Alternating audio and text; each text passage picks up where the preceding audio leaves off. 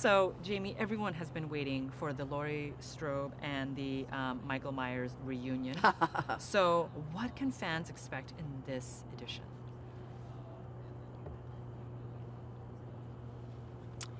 So, I think what fans can really expect is the truth. The truth about what happens when you have a trauma 40 years ago. It's a movie about trauma and generational trauma, and really at its core, it's about a young woman whose life was altered by this random act of violence. And hopefully it resolves with a woman being able to take back the narrative of her life away from her perpetrator. Let's talk a little bit more in detail about your character. Where did we leave her 40 years ago, and how will people relate to her today? The last time anybody saw Laurie Strode, she was in the hallway of her house. Michael Myers had been shot by this savior, this doctor who she didn't know. And the last thing she said in the movie to the doctor was that it was the boogeyman, that she understood through the trauma of what occurred that there is a pure evil and that this creature was the boogeyman. That was the last time we saw her. Now, 40 years later, we find her living in isolation. She's had her child taken from her years ago.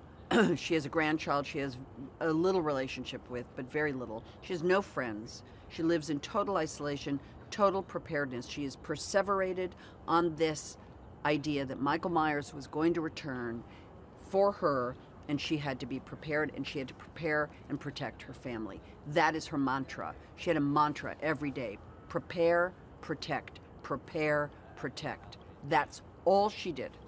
Eat, drink, sleep, prepare, protect.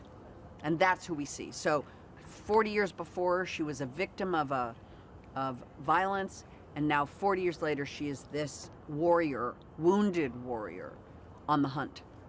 And speaking about the boogeyman, what do you think it is about Michael Myers that makes him so frightening? And you know that horror has evolved since we've seen him. So is it still the same fright level? Or are we still going to get that from this edition of Halloween?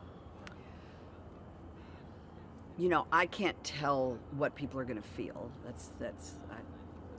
I can tell you that I've seen the movie with audiences, and it is a very powerful reaction. David Gordon Green has made a very scary movie with some incredibly violent and shocking set pieces in the midst of a story about a wounded warrior, and it's extraordinary. What is it about Michael Myers that makes him so scary to everyone? I know that there are a lot of film schools where people have tried to understand and dissect what are the elements that make Michael Myers such a terrifying creature. I think there's the fact that he's human but inhuman. He's there but enigmatic. He is faceless, emotionless, and yet impervious. And that combination is just terrifying. It's hard to explain why.